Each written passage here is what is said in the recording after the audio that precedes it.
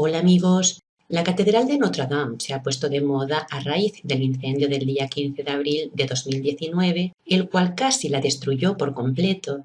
Pero lo que realmente sucedió es que se cerró un importante portal de acceso al mundo subterráneo. Para que los portales se puedan abrir, se necesita que se den unas determinadas condiciones astrológicas, siendo los solsticios y los equinoccios las fechas más importantes. Pero por encima de todo se necesita que el lugar se encuentre situado sobre un vórtice de energía electromagnética. Por este motivo, los principales monumentos arquitectónicos de París fueron construidos sobre las llamadas líneas de ley o líneas del dragón y alineados con Notre Dame. Este es el caso del obelisco de Luxor, de la pirámide del Museo del Louvre y del Arco del Triunfo. Estos monumentos, que poseen la capacidad de emitir o recibir energía, se hallan conectados con la catedral, puesto que es ahí donde se encuentra el vórtice principal donde emanan esas energías telúricas. Se trata del punto cero de inicio de todas las rutas francesas y por este motivo en la plaza y frente a la catedral se encuentra grabada en la piedra una rosa de los vientos. Para que se abran portales en Notre Dame también se necesita de una antena, y esa función la cumplía la llamada aguja de la torre principal, que era la que canalizaba esa energía. Casualmente fue esta aguja de casi 100 metros de altura lo primero que se redujo a cenizas el día 15 de abril, por lo que se sospecha que el fuego se inició justo debajo de ella.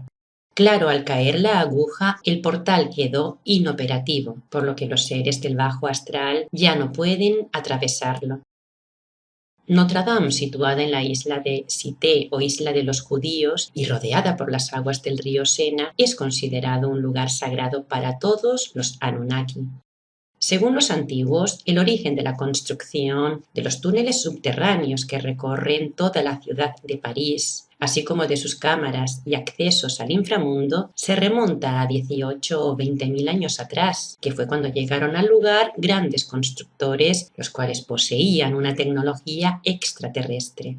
Con el tiempo, esta aldea conocida como Lutecia albergó el templo de Zeus y tras Julio César incorporar toda la Galia a la República de Roma, se convirtió en el templo de Júpiter. En el siglo V aquí se construyó la primera iglesia cristiana y en el siglo XII comenzó la creación de la Catedral Gótica de Notre Dame, una obra asignada a los templarios, porque los templarios poseían el conocimiento arquitectónico que habían aprendido en Jerusalén sobre la creación de portales al inframundo. Desde entonces, este portal se dedicó a Isis, conocida como Notre Dame o Nuestra Señora.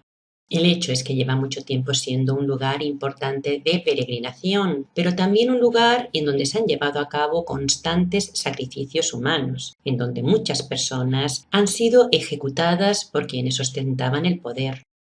Estos sacrificios u ofrendas son indispensables para que los portales se puedan abrir y de él salir entidades del bajo astral. Por este motivo se halla una cantidad inimaginable de calaveras almacenadas en los subterráneos de la ciudad, en los lugares en donde se llevan a cabo este tipo de rituales. Debido a esto, es normal que Notre Dame se halle repleta de simbolismo satánico. La fachada principal se halla cubierta de estatuas que narran la historia de la Biblia y del cristianismo, mientras que el pórtico central representa el juicio final. En la franja media, el arcángel Miguel pesa las almas de los muertos, que luego son o bien elevadas al paraíso o bien enviadas al infierno. Y frente al arcángel se encuentra el demonio, así como detalles de un diablo que desde abajo intenta mover la balanza para torcer el veredicto.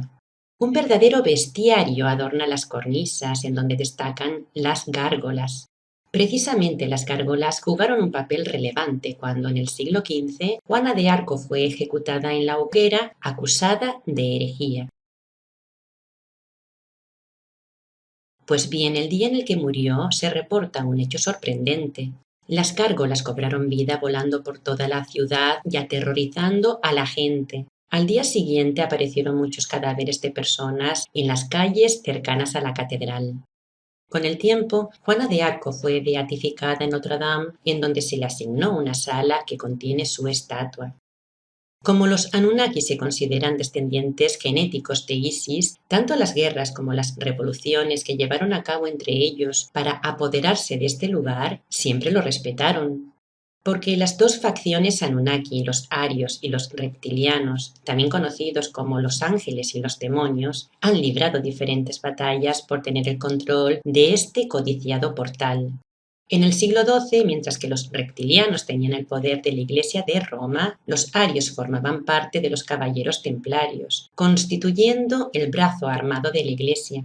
Los templarios eran expertos en cruzadas, en organizar peregrinaciones a antiguos lugares de poder y en recuperar objetos sagrados, por lo que poseían grandes riquezas. Como el dinero fluía de manera copiosa a sus manos, se convirtieron en prestamistas de nobles y reyes, así como en financiadores de guerras o de la construcción de iglesias, castillos y catedrales en toda Europa. Pero en un momento dado pasaron de ser el brazo armado de la Iglesia a tener todo el poder sobre ella. Y esto lo consiguieron gracias al Concilio de Troyes, celebrado precisamente en Notre Dame. En ese concilio se reconoció de manera oficial a la Orden del Temple, y fue así como los templarios pudieron colocar a sus papas a la cabeza de la Iglesia y también como crearon la Inquisición para eliminar a sus enemigos. Pero en el año 1314 se llevó a cabo la venganza de los reptilianos contra los arios, y esto sucedió cuando el último gran maestre de los templarios, Jacques de Molay, tuvo una cita con el destino frente a la catedral de Notre Dame, donde murió al quemarse lentamente en la hoguera. Otro triunfo de los príncipes arios se produjo durante la Revolución Francesa, cuando estos se apoderaron de la catedral y en donde Isis pasó a ser denominada la diosa de la razón, del iluminismo y la masonería, siendo el lugar transformado en el templo de la razón. Como venganza contra los reptilianos, los templarios decapitaron las 28 figuras de 3 metros de altura que se hallan ubicadas a 20 metros del suelo y que representan las 28 generaciones de los reyes de Judá.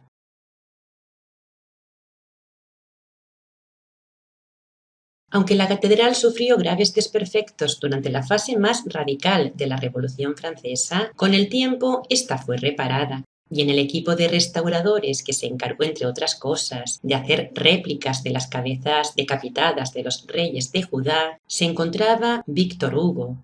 En el año 1831, Víctor Hugo escribió la novela titulada Nuestra Señora de París, en la que aparece de forma destacada un personaje que trabajó con él en la reconstrucción de la catedral, un personaje al que llamaban Monsieur le Bossu, que se traduce como el señor jorobado. Este personaje considerado de ficción no solo aparece en la obra de Víctor Hugo, sino en la autobiografía del escritor británico del siglo XIX, Henry Simpson, quien también formaba parte del equipo de trabajo al que pertenecía Víctor Hugo. Pues bien, sus apuntes manuscritos hacen referencia a un escultor jorobado con estas palabras. El gobierno ordenó la reparación de la catedral de Notre Dame. Solicité trabajo en los estudios del gobierno donde se encargaban de ejecutar las grandes figuras, y allí conocí a Monsieur Trajan, quien tallaba bajo las órdenes de un escultor del gobierno que era jorobado y al que no le gustaba mezclarse con los talladores. Henry Simpson también consiguió otro trabajo en una pequeña localidad a las afueras de París, en donde volvió a coincidir con el señor jorobado y con Monsieur Trajan. Pues bien, de acuerdo a los historiadores, los escultores que describió Henry Simpson tuvieron su lugar de trabajo en un taller que era una habitación anexa a la Escuela de Bellas Artes y que se hallaba situada en el sexto distrito de París. Y ese era precisamente el distrito donde vivía Víctor Hugo en aquella época. Pero otra prueba de la existencia de este equipo de trabajo es que el Almanaque de París de 1833 contiene una lista de todos los profesionales que vivían en ese barrio e incluye a Monsieur Trajan, quien seguía trabajando en ese taller en los años en los que Víctor Hugo escribió su novela. Cuando el 15 de abril de 2019 se produjo el incendio que casi acaba con este lugar, también se estaban llevando a cabo tareas de reconstrucción, reparación y mantenimiento. ¿Se trata de un nuevo triunfo de los arios? El hecho es que este suceso coincidió con otros incendios o intentos de incendios de otras iglesias francesas, entre las que se encuentra la histórica iglesia de Saint-Sulpice en París, que apareció en la película El Código da Vinci. Esto nos permite deducir que este incendio no se trató de un hecho aislado, sino que se produce en un contexto de una oleada de iglesias saqueadas y quemadas en Francia en las semanas previas al incendio de Notre Dame. Casualmente, las gárgolas que adornaban la fachada fueron retiradas apenas una semana antes del incendio, y lo mismo sucedió con el ángel que coronaba el techo, lo que lo convierte en una acción premeditada.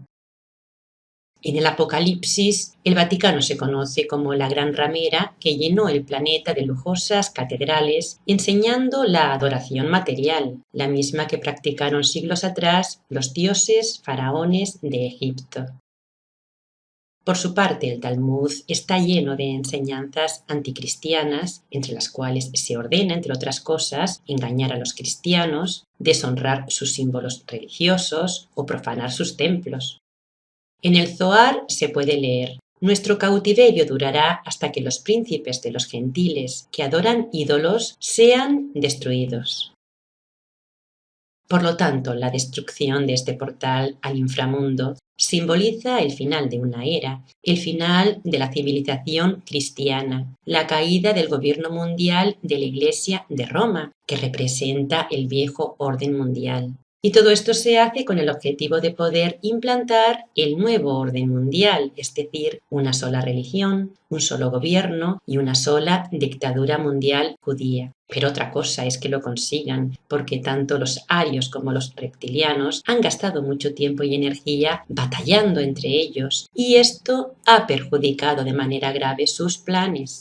Ya para terminar, es importante señalar que este centro Illuminati masónico, portal de demonios, fue también el lugar de origen de la Unión Europea, un proyecto impulsado por Julio César, Napoleón, Hitler y que en la actualidad se encuentra presidido por un descendiente de Hitler que es Angela Merkel.